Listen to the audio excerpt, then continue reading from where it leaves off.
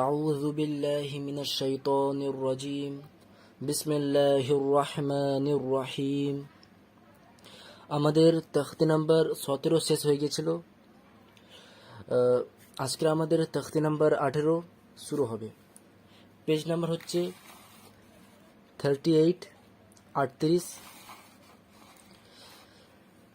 তাহলে চলুন পড়াটা শুরু করা যাক। এখানে দেখানো হচ্ছে যে পরপর দুটো অক্ষরের তাসদিদ আসলে কিভাবে তাকে পড়া হবে। যেমন এখানে এই অক্ষরের তাসদিদ, এই অক্ষরের তাসদিদ, পরপর দুটো তাসদিদ। এখানে দেখুন পরপর দুটো তাসদিদ, তাই জন্য লেখা আছে তাসদিদের পরে তাসদিদ। ঠিক আছে, দেখি এবার কি হবে। প্রথমে জেনে নিই যে এই লামের তাসদিদ আছে, এর মানে কি? তাসদিদের কাজ কি? যুক্ত করা, ফের উচ্চারণ করা, তাই তো। তো লামটা যুক্ত হবে এই আইনের সঙ্গে, তারপর উচ্চারণ হবে। তো লামের তাসদিদ আছে মানে কি? লামটা আইনের সঙ্গে যুক্ত হবে, যুক্ত করলাম।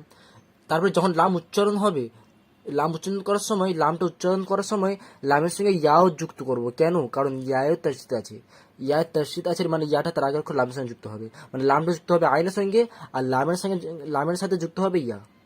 ঠিক আছে, পড়া যাক এবার। তো লামটা যুক্ত হবে আগে আইনের সঙ্গে, আইন লাম জের, আইন জের আই, তো আইন লাম জের আইল হবে, আইন লাম জের আইল। এবার লামের সঙ্গে ইয়া যুক্ত হবে, লাম ইয়াজের লেই। আমি এটা আগে বলেছিলাম যে যখন তাসদিদের জন্য কোন অক্ষর যুক্ত হয় তখন টান দেওয়া, কলকলা করা এসব করতে হয় না। তো এখানে লাম ইয়াজের লি, এমনি টান দেবেন না, শুধু যুক্ত হবে লি, লি যুক্ত হবে শুধু। আইন লাম জের আইল, লাম ইয়াজের লি, আইল লি। এবার ইয়াকে উচ্চারণ করি, ইয়াটা যুক্ত করলাম লামের সঙ্গে, এবার ইয়াকে উচ্চারণ করি। তাসদিদ আছে তো ইয়া পেশ আছে, ইয়া পেশ ইউ তো আছে, কিন্তু তারপরে দেখুন ওয়াওয়ের সাকিন আছে, এর মানে ওয়াওটা ইয়ার সঙ্গে যুক্ত হবে। ইয়া ওয়াও পেশ ইউ টান যাবে। এবার সাকিনের জন্য ওয়াও যুক্ত হচ্ছে, এবার টান যাবে সাকিনের জন্য। তাসদিদের জন্য যুক্ত হলে টান যায় না কখনো। তো আইল, আইন লাম জের আইল, লাম ইয়া জের লি, আইল লি, ইয়া ওয়াও পেশ ইউ, নুন যাবার না, আইল লি ইউ না, আইল লি ইউ না। তারপরে জা যুক্ত হবে ইয়ার সঙ্গে তাসদিদের জন্য, ইয়া জা জবর ইয়াজ, জায় জবর তো আছে কিন্তু দেখুন পরে কাফ আছে, কাফের তাসদিদ আছে, মানে কাফটা জায়ের সঙ্গে যুক্ত হবে। ইয়া জা জবর ইয়াজ, জা কাফ জবর জক, ইয়াজ জক। কাফ এই খরে জবরটা কাফে আছে, ঠিক আছে, কাফের জন্য খরে জবরটা এসছে, কাফ খরে জবর কা, ইয়াজ জক কা, একারে টান যাবে, ইয়াজ জক কা। ইয়ায় কিছু নেই, ঠিক আছে, তাই জন্য ইয়ার কাজ করবো না। তাসদিদ খরে জবর শুধু কাফের জন্য এসছে, ইয়াজ জক কা। তারপরে ভালটা যুক্ত হবে ইয়ার সঙ্গে তাসদিদের জন্য, ইয়া ভাল জবর ইয়াদ, ভাল কাফ জবর হবে, কারণ কাফেও তাসদিদ আছে, কাফটা যুক্ত হবে ভালের সঙ্গে। ইয়া ভাল জবর ইয়াদ, ভাল কাফ জবর যাক, ভাল জবর যাত ও ভাল কাফ জবর যাক, ইয়াযাক। কাফ জবর কা, ইয়াযাক্কা, র পেশ রু, ইয়াযাক্কারু, ইয়াযাক্কারু, পরপর দূরে যুক্ত হওয়া।